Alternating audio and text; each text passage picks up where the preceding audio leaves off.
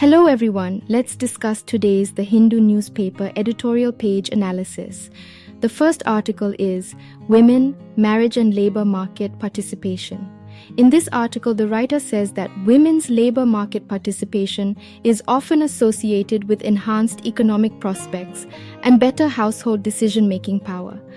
A diminished level of women's labor force participation rate, LFPR, has significant consequences for women's intra- and inter-household bargaining power, as well as the overall economic progress of the nation. Claudia Goldin, who was awarded this year's Economics Nobel, has conducted a comprehensive analysis of the economic history of women, providing new insights into the many aspects of gender disparities in the labor market. Data shows low labor participation globally, but female labor force participation remains relatively low. World Bank estimates show that the worldwide LFPR for women was 47.3% in 2022. Despite the remarkable advances observed in global economies, there has been a persistent decline in the labor force participation rate, LFPR, of women in developing nations.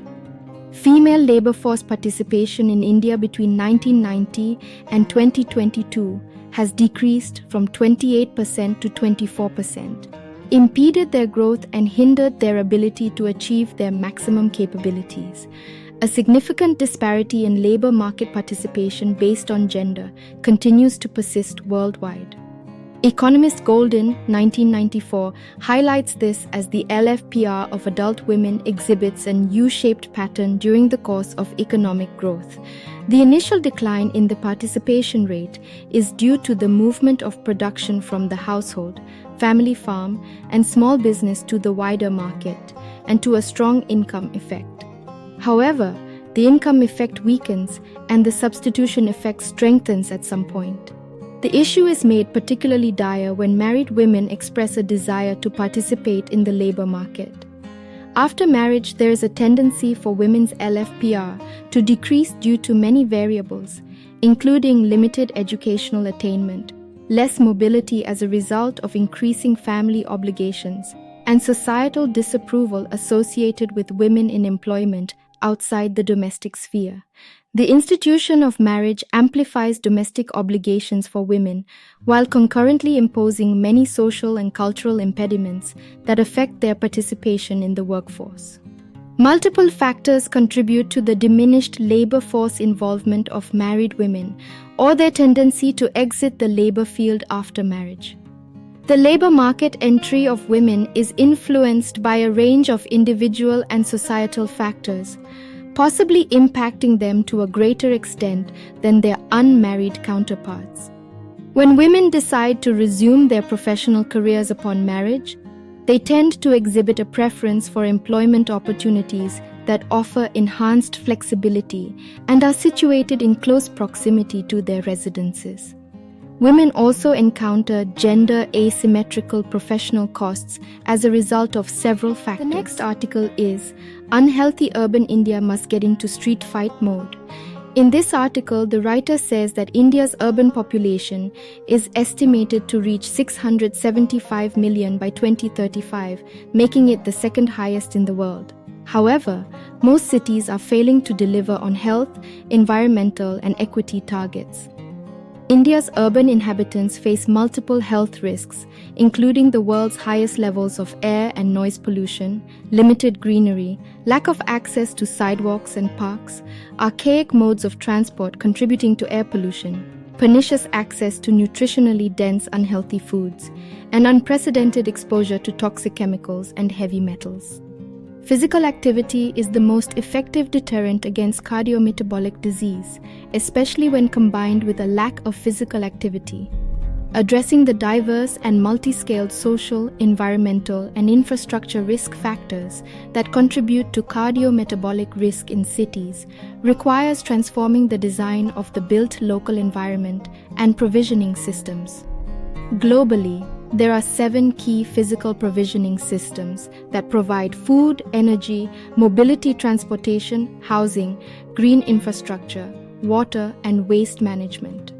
Dysfunctional provisioning systems consume more than 90% of the world's water and global CO2 emissions and facilitate an estimated 19 million premature deaths annually.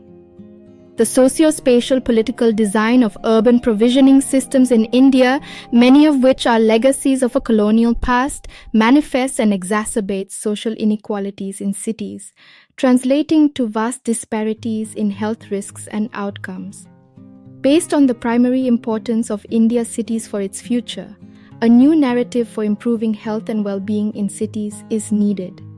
This is reflected in several high-level policy frameworks, such as the United Nations Sustainable Development Goals (SDG) framework, the New Urban Agenda, and the Health in All Policies approach. Investments such as clean energy and electric mobility offer a lifetime opportunity to improve health through their immediate and dramatic impact of air pollution levels, while also helping meet India's climate and equity goals. Even small changes in these systems may have a large catalytic effect on health and productivity and serve as double or triple duty interventions. For example, making way for safe walking and biking lanes, pavements, and no-car zones can help not only improve physical activity and reduce sedentary lifestyles but also reduce the risk from air pollution. Regular physical exercise has been effective in mitigating the impact of other risk factors such as poor diets, excessive calorie intake, and obesity. The next article is Warming Ties. India must understand Bhutan's reasoning in Thimphu's talks with China. In this article, the writer says that Bhutan's foreign minister, Thandi Dorji, visited China for the first time in 7 years, aiming to hold boundary talks that have not taken place in over 7 years. The talks yielded substantial progress, with both countries signing a cooperation agreement outlining the functioning of a new joint technical team for the delimitation and demarcation of the border. The Chinese Foreign Minister Wang Yi called for both sides to establish diplomatic relations and conclude their border negotiations. India, given its special relationship with Bhutan, has been cautious about the possibility of establishing diplomatic relations and signing a border agreement.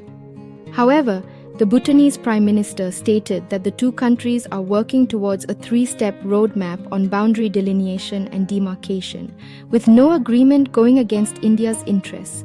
The question now facing New Delhi is how best to protect its interests.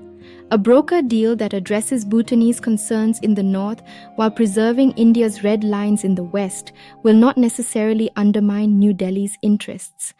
India must approach the boundary negotiations with a greater understanding of Bhutan's reasoning and confidence that India's long-trusted neighbor will take both its interests and its own into consideration before any final agreement. The next article is from Mint newspaper, that is, developing a school culture can do much to mold students well.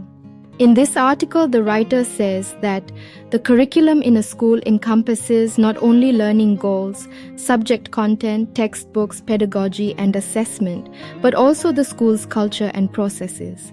The National Curriculum Framework for School Education 2023 NCF emphasizes the importance of school culture in creating an effective learning environment with motivated and engaged students and in developing values.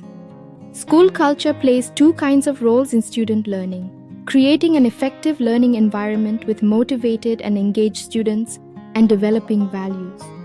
The former fosters different learning environments characterized by constraint, compliance, and control, or enabling individuals with trust and self-discipline, motivating them to try harder and take charge of themselves. A fear-free, motivating, and supportive environment with appropriate direction and clarity for students is most effective for learning. School culture has two interrelated aspects: values, norms, and beliefs. The second encompasses behaviors, relationships, and practices. To shape these experiences, 3 kinds of manifestation of culture can be worked on: relationships among people in and involved with the school, such as students, teachers, principals, support staff, parents, and others. Functional relationships in the educational context are characterized by mutual trust, respect, openness, communication, and collaboration, as well as caretaken and responsible behavior.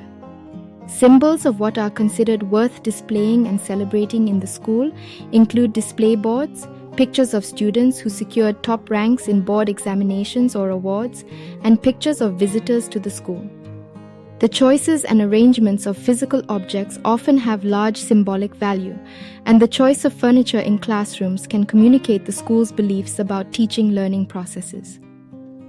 Key classroom practices include seating arrangements, availability and accessibility of teaching-learning materials, giving ownership and responsibility to students in the learning process, and maintaining cleanliness.